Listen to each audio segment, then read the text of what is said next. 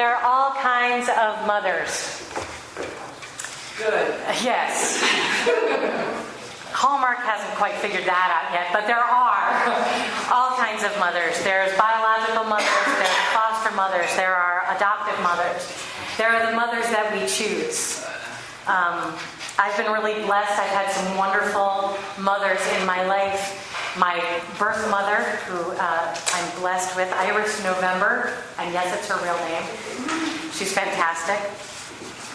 When I was growing up, her best friend Joyce Zabel, was a blessed other mother for me. My best friend in high school, her mother, Leah Eisenberg, took really great care of me and always made sure that I was fed and all right. My friend Valerie Benjamin in Boston now, another wonderful mother, spiritual mother, a practitioner, guide. On our drive up from Boise to Anchorage, Heather and I encountered another mother in Watson Lake, who we still don't know what her name is, but she makes a great lasagna. And she took us in and got us warm and let us use the bathroom in the restaurant in Watson Lake as our own personal restroom. So we have all these earthly mothers, all these wonderful women in our lives, and some men who are also very motherly, very nurturing to us.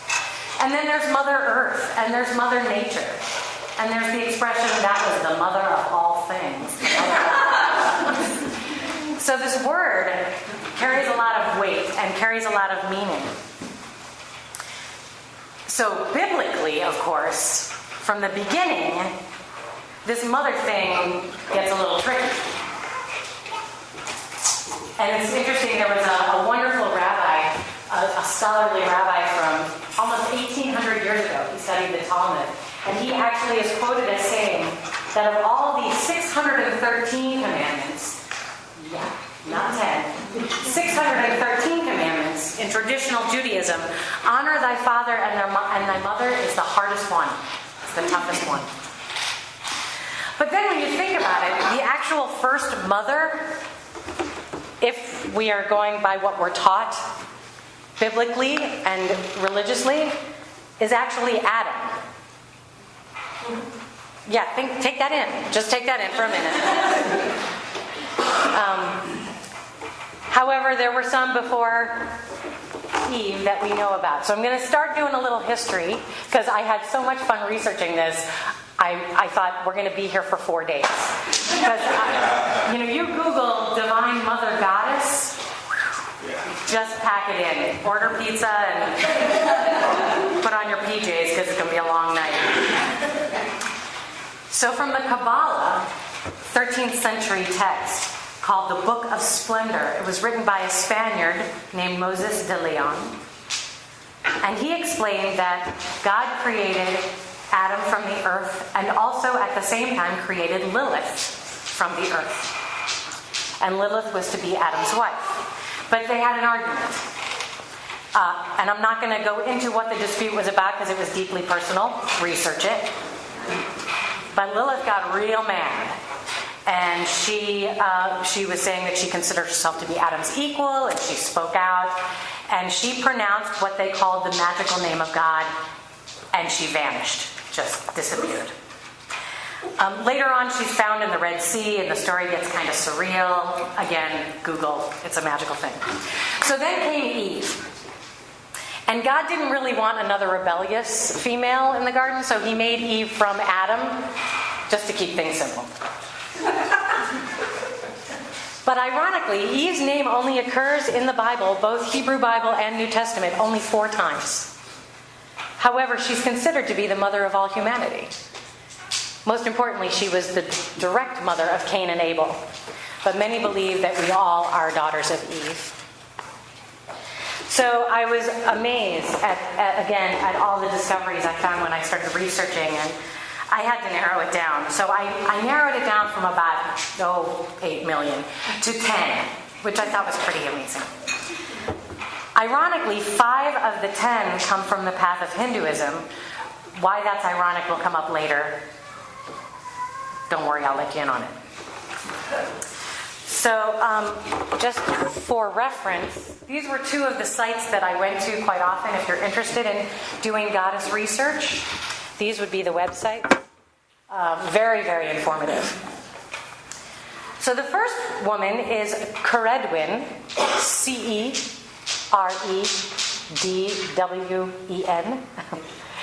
She's from medieval Welsh country, and she is considered like a crone enchantress. She's the mother of transformation and change. She brings inspiration, wisdom, and the gifts of prophecy to those who work with her. This next one, which I will definitely spell, maybe I'll just show it to you. Coatlicue is an Aztec earth goddess. She's the symbol of the earth as both creator and destroyer. She's mother of both gods and mortals. And there's some really amazing images of her. She's quite interesting looking. Some of you may be familiar with Gaia. From the Greek, she's Mother Earth. She's born from chaos, from the great void of the emptiness of the universe. Our first Hindu goddess I'll mention is Saraswati, Saraswati. And she's the Hindu goddess of knowledge, music, and creative arts. She's the mother of the Vedas, which are the sacred texts of Hinduism. She's a goddess of speech, holder of Brahma's creative intelligence. Brahma is Hindu's word for all that is, and she's the holder of the creative intelligence of all that is. There's Kali, Kali, who is a Hindu goddess. She's considered the dark mother, goddess of time, transformation. She causes in some a great fear of death, and in some a great comfort. And she's a conqueror of all worlds. Maya, Maya, some of you may be familiar with Maya, also a Hindu goddess. Maya means illusion. So anything which is added to the reality is illusion. Pretty much all that we see around us. And this veiling power of illusion is able to create the difference between me and mine and thee and thine, the I and thou illusion that we are separate. She creates our own unconsciousness about who we are.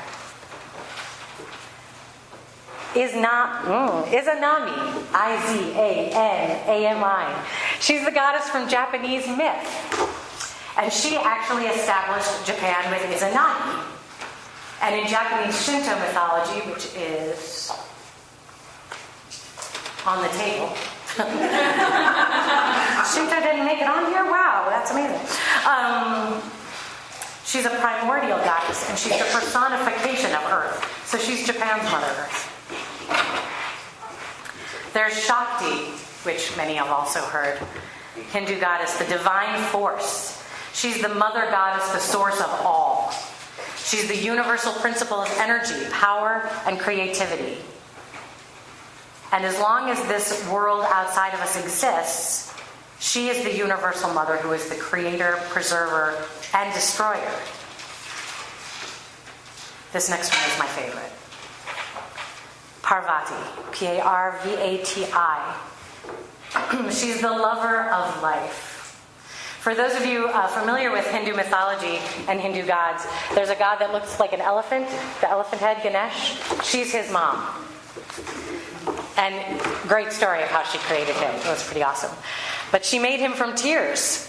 She was told that she could not have children, and she was holding this rag, and she was weeping, and her tears created Ganesh. How he got the elephant head is a whole other story.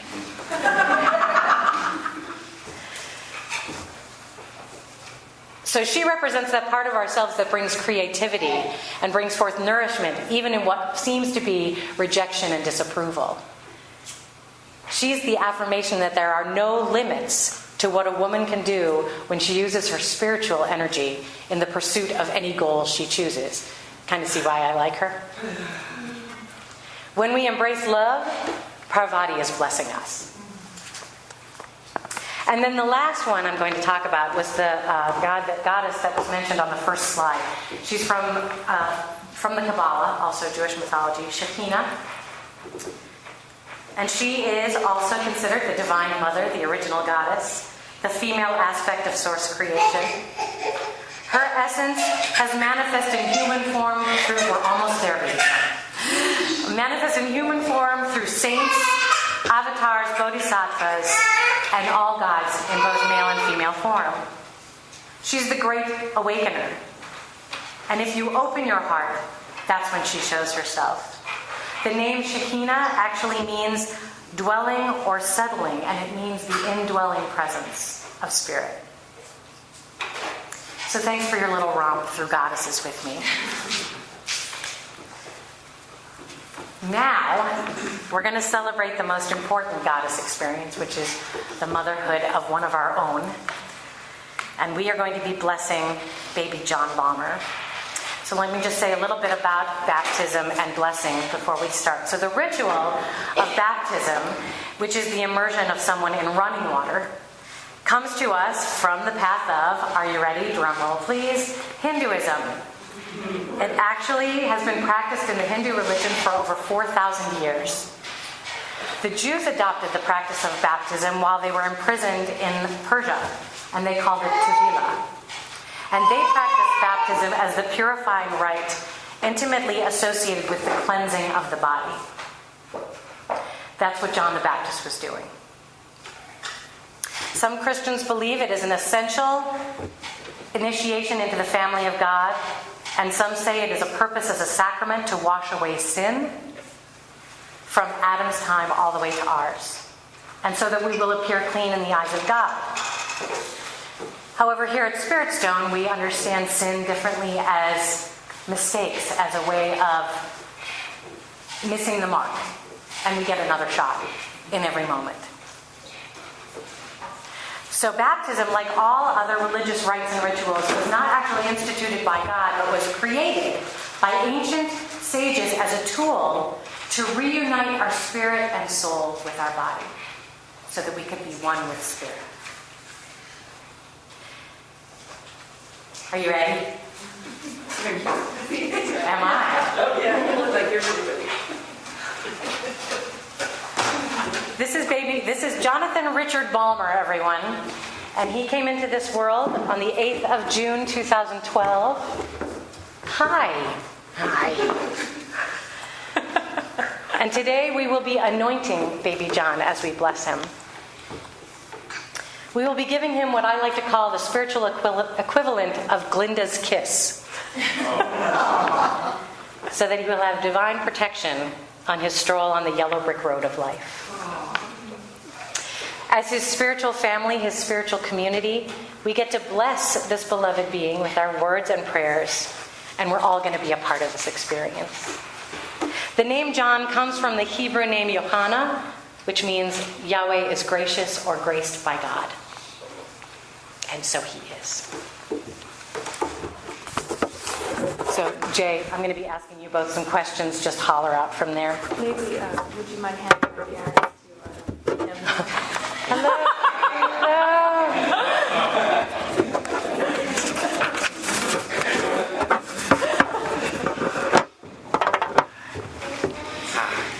So first, I'd just like to take a moment to say a prayer that is said at all occasions, all times of celebration. It's a prayer that celebrates the fact that we have all survived long enough and have sustained our lives long enough to be present in this moment. Baruch atah Adonai Eloheinu melech haolam, shehechianu v'ki'imanu v'higianu lazman hazeh.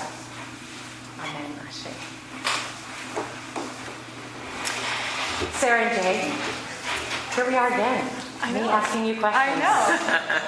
Wow. Do you intend to raise baby John in the spirit of love, patience, and gratitude? Yes. Yes, we do. Awesome. Do you intend to foster in John the qualities of courage, wisdom, and optimism? Yes, we do. Do you intend to honor John's unique expression of himself as he discovers who he is? Yes. And do you intend to love John as he explores his world with curiosity and passion for what calls to his heart? Yes. Do we as John's spiritual community, intend to model for John what the world can be, one of peace, unity, understanding, and compassion for one and others? Yes. Good answer. So if you would all feel comfortable doing so, if you would please hold your hands out, sending love and blessing to this young man.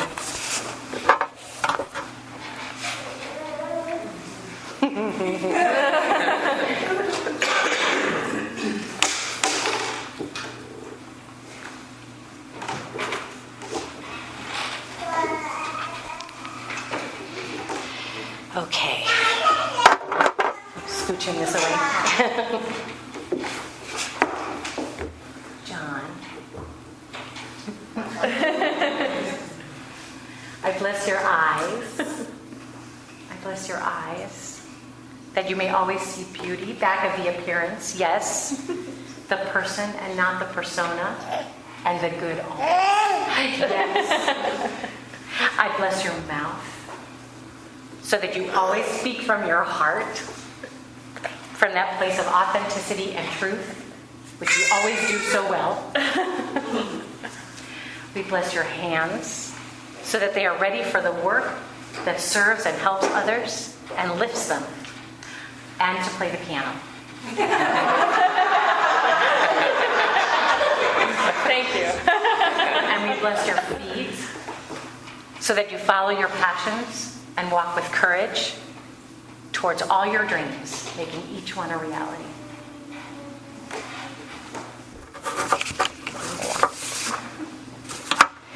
We bless your whole being, baby John, so that you grow strong in heart, mind, soul, and body. And that you recognize the miracle that is your whole life. Yeah. Each and every moment. To always be grateful for this precious gift of life. Baby John, I hold this truth for you. I know it's terrible. You are a blessing to your parents and your family. Wow, and you've got teeth now. To your parents and your family and this spiritual family. Oh, yeah. And to the world. So I bless this baby. I bless this soul. Knowing that God is living quite a life through him. And we are so grateful. Well done. You're blessed. Yay!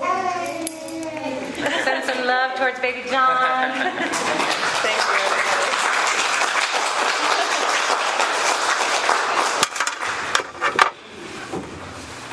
I will share with you that the last time I actually wore my ministerial robes was when I officiated Sarah and Jay's wedding. So it's kind of a full circle moment here. And I say hi to Idaho.